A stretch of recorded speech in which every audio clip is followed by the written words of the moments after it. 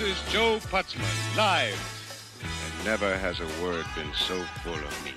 I'm not going down in that water. Scared? Live from Kablonsky Peace Park, bringing you the latest news on the most recent and perhaps most horrendous scene of destruction so far. Good morning. In the recent rash of the unsolved banana murders in our community, so-called because of the banana peels usually found on the scene of the crimes. It seems that the entire Canyon Valley Metaphysical Bowling Society's annual picnic was taken by surprise this morning. And apparently no one survived whatever ghastly thing attacked them. Bienvenue dans le Grand Frisson, l'émission qui pense que c'est ceux qui le font qui en parlent le mieux. Car pour le dernier épisode de la saison, nous donnerons la parole à 3 réalisateurs. Danny Boyle pour son conte fantastique Yesterday, Alexandre Aja pour son survival écailleux Crawl, et Xavier Jans pour sa romance monstrueuse Cold Skin. Mais on ira aussi au Japon, en Australie, au Mexique et en Californie.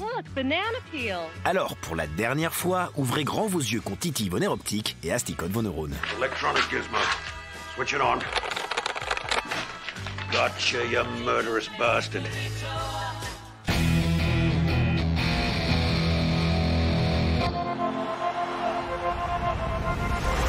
Until a month ago, you were a complete failure.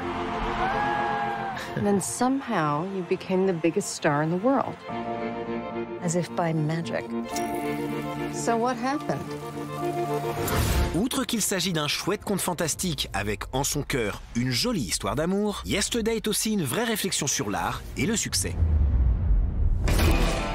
On y raconte en effet comment un chanteur abonné à l'échec se réveille un beau jour dans un monde où les Beatles n'ont jamais existé. Le musicien se construit dès lors une carrière internationale en reprenant les plus grands hits des Fab Four. When did you write that?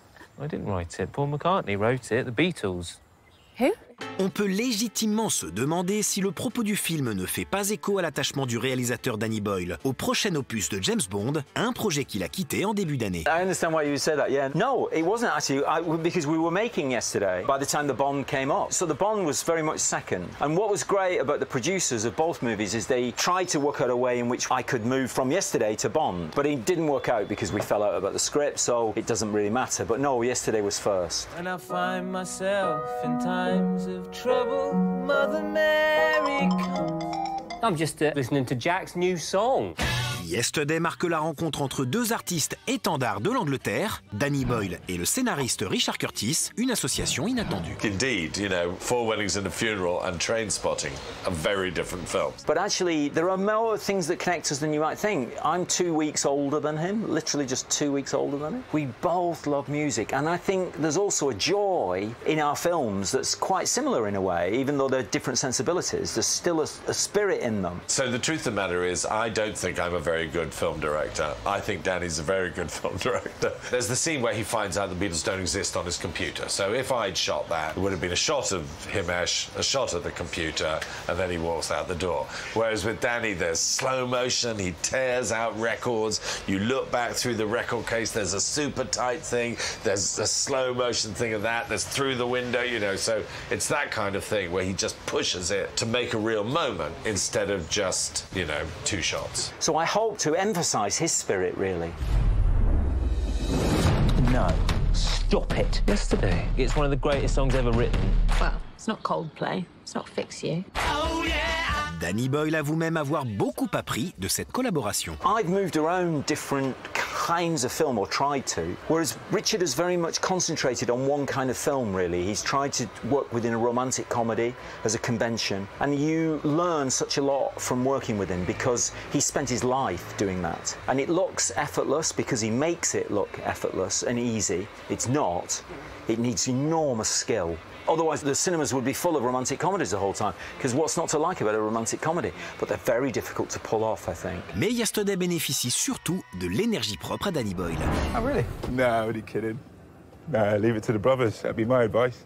I think it's holistic. I think it's not just about inserting energy into a scene. It's about an energy about the whole production, the whole feel of the film, everything. The smallest detail needs that energy as well. It's not just about a headline energy, it's about energy everywhere, really. And that will create a force within the piece that presents itself to you, really, even if they're gentle scenes, which some of them are, but they still have an internal capacity for energy that's really important. The danger with any film set is inertia sets in. The natural state of filmmaking is not to make a film, is to stop and discuss and kind of problems like noise or traffic or, you know, all those kind of things. I try not to let that dominate. I try to let the actors working dominate, because if they're working, you're filming. Cette énergie a d'ailleurs conduit Danny Boyle à faire un choix technique culotté. Nah, wrong door. I had this philosophy that I wanted Himesh's sound, i.e. him singing the songs and playing the songs, to be live. I didn't want to pre-record them and then mime, and I didn't want to dub them afterwards. I wanted them to be as genuine as the dialogue that you're recording between the actors. Because I didn't want him to have a click track in his ear for tempo.